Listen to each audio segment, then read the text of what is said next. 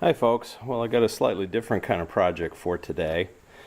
This is my Mercedes 320 ML320, excuse me.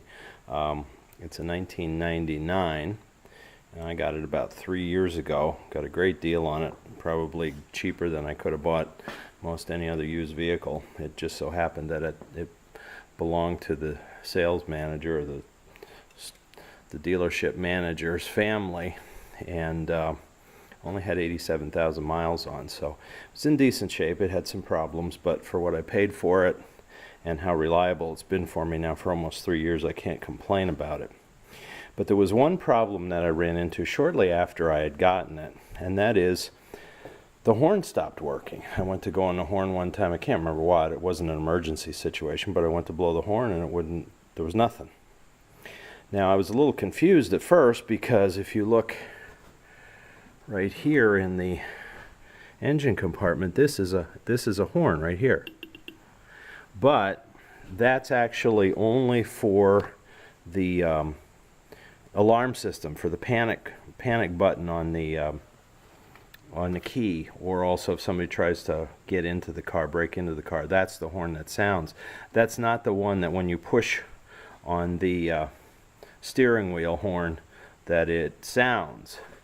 And what happened was I just had no horn. So I thought, well, this is going to be an expensive repair. That was my one concern with buying a used Mercedes. How expensive were the repairs and maintenance going to be on it? So I went online and went to the one forum, and the people there were saying, look, this is a common problem with these ML320s simply because of the design. And let me see if I can show you where the horns are here. They're up inside the front fender. If you look in there, you can see the horn unit. Now the problem is, down in there, there's an awful lot of moisture and road wet and snow and everything gets in there, and those contacts become corroded. And they said that's probably what your issue was, that your horns just were too corroded to work electrically. I was hoping I didn't have to do an electrical diagnostic on the vehicle to find out what the problem was. Well, when I crawled under there with the original horns that were there, I think a couple of the contacts were even rusted off, so they must have been the original horns. So I thought, well, how expensive is this going to be to repair? And as it turned out, one of the suggestions was, look, don't get Mercedes replacement parts. They're way too expensive. What will work just as well is a cheap set of horns that you can buy at Harbor Freight. And that's what I did. I bought a set of horns exactly like these, installed them fairly easily and quickly, and my problem was solved. So now I've had, it's been over 2 years, I think, since I replaced them. And if you looked when I shined down by the car, oops, hang on. Okay, sorry about that, folks. I got interrupted. And as I was saying, basically what I did was I just simply replaced the horns that were on here that didn't work with this cheap set of horns from Harbor Freight. Less than $10 for the pair. And that was over 2 years ago, and they have made me street legal and they worked fine. I don't use my horns all that often, of course, but out here in the country you don't need to, but they worked fine. But now I'm having a problem again. One of them, I think, and the other one doesn't sound too well either. One of them, I think, is rusted out again on the contacts. So what I'm going to do is, and you can hear it here when I blow the horn.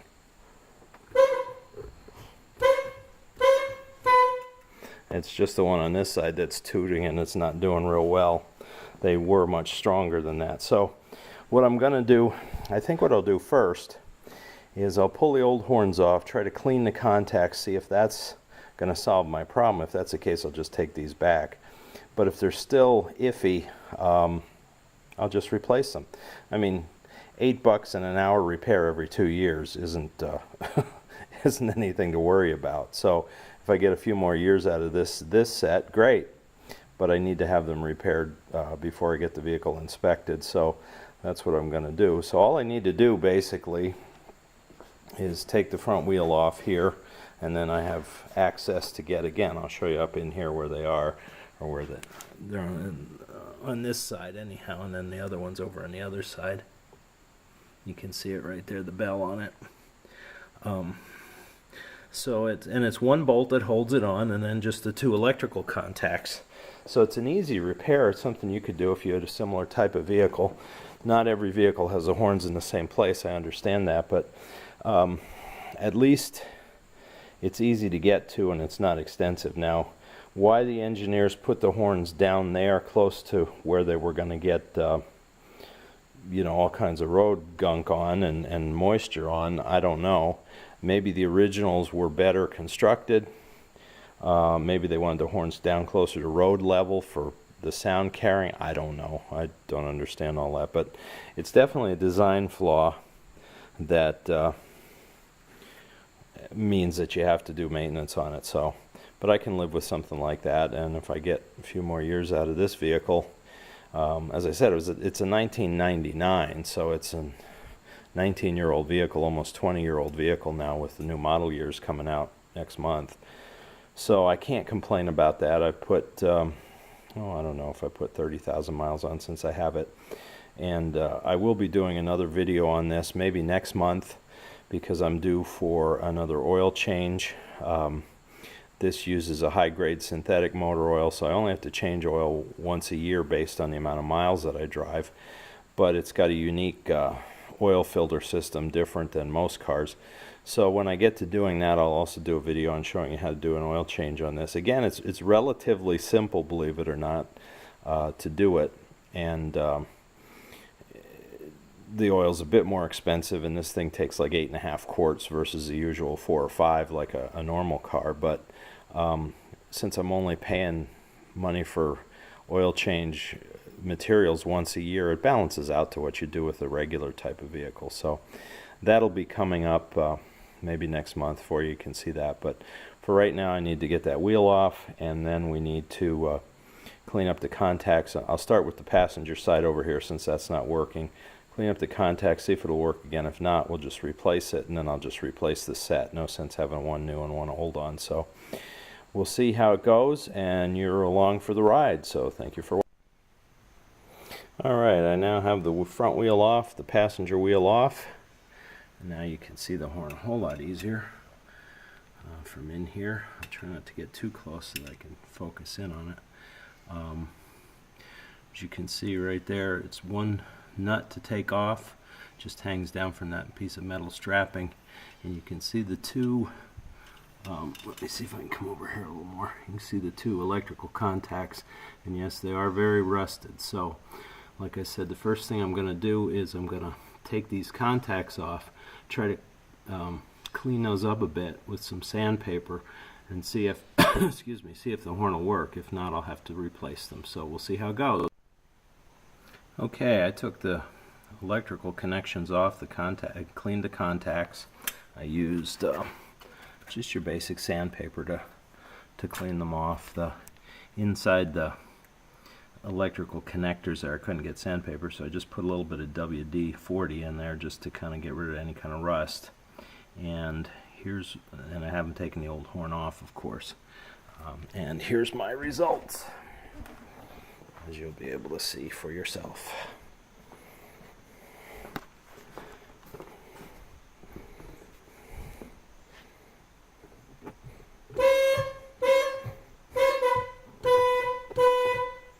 See, still not great. So my next move is going to be to take the contacts back off. I have one of the new horns here. I'm just going to, before I mount it, I'm just going to put the electrical contacts on it and try blowing the horn again and seeing if I get better. It could be that just because the old horn, the whole stems here, the connecting stems are rusted enough that it's just not making good contact, or even there could be corrosion inside the horn. So we'll see how that works, and then we'll decide whether we need to replace this horn completely and then go to the other side and do the same. So hang. So there's the new horn just hanging there. It's connected with the electrical contacts. I haven't attached it yet. So let's see what kind of a difference the horn sound makes when I hit the steering wheel now.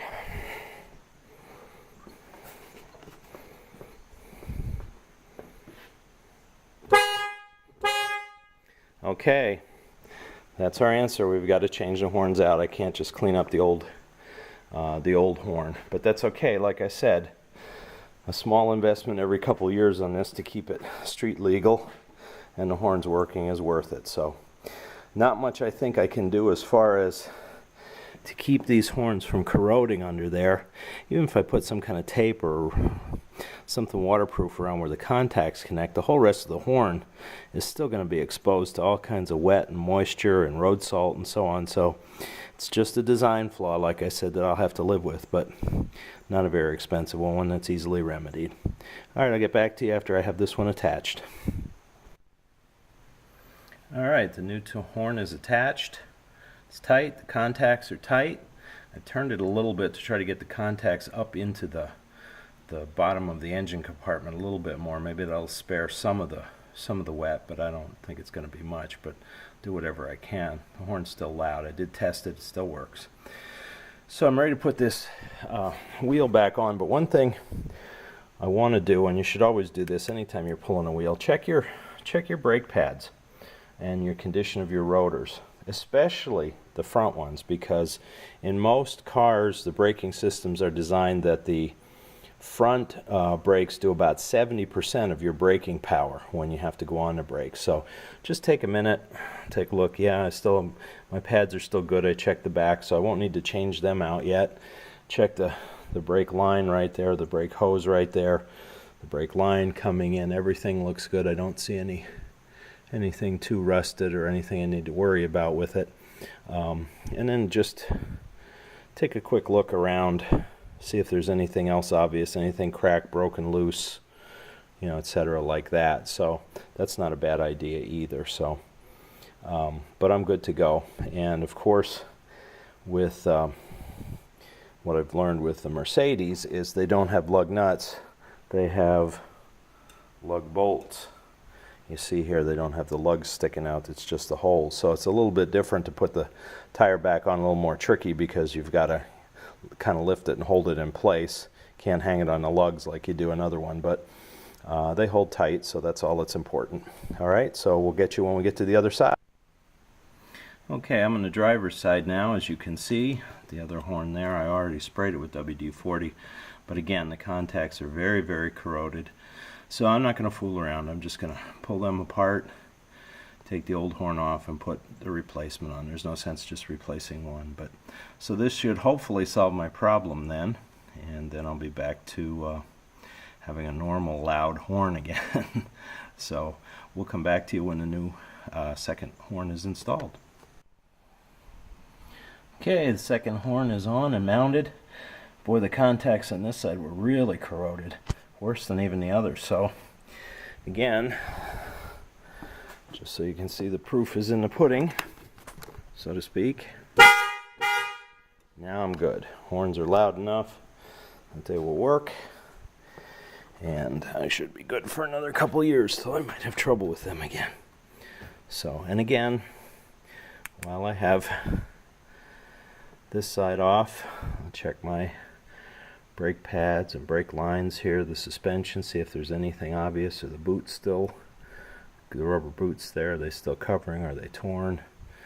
Everything seems to be okay from my uneducated eyes. Is not really a mechanic, but there's nothing obvious, so I'm guessing that everything is fine for now. So all I have to do is put my wheel back on, and this job is done. So we are back to having a street legal vehicle with horns that work. So thank you for watching, and please subscribe to our channel as we give you more tips about country living on a shoestring. Thanks for watching.